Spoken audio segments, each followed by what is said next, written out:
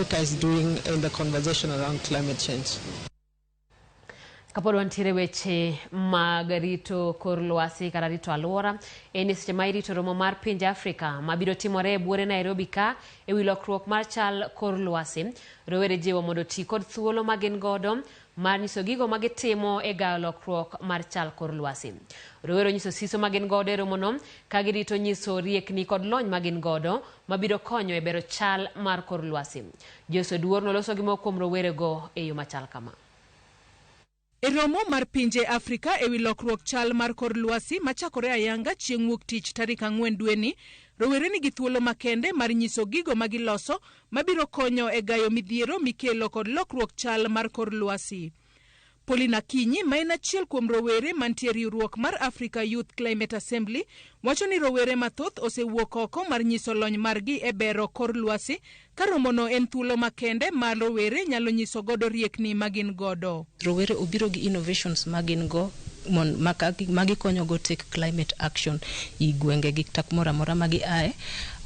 Wan gi plenaries magi bet ka gi discuss issues ma affect gi kaka rowere motudre be gi climate change, to wan gi kuonde ma be gibete ka giwinjo gima jok ma policy makers wacho ka tudre gi climate change kendo gi forward information magi madhi feed on the general declaration. En opportunity kendo malong'o ne rowere mek yudo kata financial support from donors, from civil society organization. Nok mar omenda kata kamano en ohinga maduong' ne rowere e keto e tim moko kuom lony kod riekni magin godo e kedo gi lokruok mar kor lwasi. African Climate Summit nitie opportunities mobiro mag rowere man gi innovations nyalo put forward kendo nyalo konyo gi fund innovations gigi.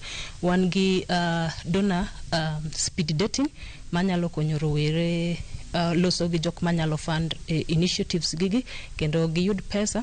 Wan gi mentorships be madhi mbele mabe nyalo konyo gi better in the betterment of ideas gigi kod avenues moko ma kidhi adhiya tiromo gi jitu uloso.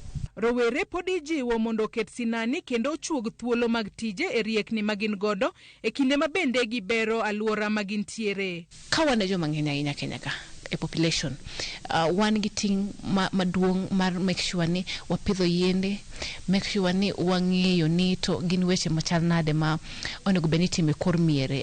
Invention, ne wadhi e school isomo gik ma apani kata ka nisomo to nitiere knowledge. Ing'e ni school idhiga school mondo ibed teachable, ibed knowledgeable. Asto knowledge cha ere kaka wanyalo kele mondo wago atwe weche mag alwora kata weche mag climate. To climate action niga a lot of tije mag lwedo. Sani ji keto sola gi dwaro ng'ama nyalo repair gi.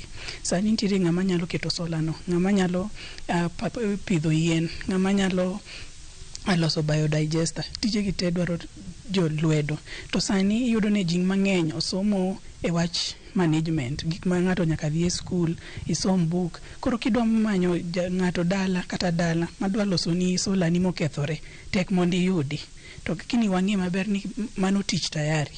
Koro an anyalo kwayo yudhe ni tich nitie, en mane pok waparo oko mar box outside the box. Kaka yorno mar kedo gi lokruok chal mar kor lwasi, Tabitha Ogutu ma en rawera mohero rito alwora jiwo rowere mondo nywak lwedo e kwedo tiyo kod gigo manyalo kelo kethruok mar alwora. Rowere weche mag climate ka wang'iyo nyaka gibed atoma mbele nikech wan ema king'iyo ndalo moko Barack Obama nowacho COP26 nowacho ni rowere nikech wang'eny kiyudo ka samoro company moro uso wawach ni gik ma ok gin climate friendly to wanyalo wacho no kwa nyiew gino for example to wakoso nyiewo nikech gini ok sir alwora makare to kwa tiyo kode to onge recycling cha to wakoso tiyo kode nikech ang'ono ohinyo ngima wa kendo ohinyo alwora ma wan go cha. Rowere igeno ni biro chopo kar romgi e romo mar pinje Afrika ewi lokruok chal mar kor lwasi mabiro timore e kar romo mar KICC. Romo mabiro kelo kanyakla jotend pinje mag Afrika 12. Joyce Oduor, Ramogi TV.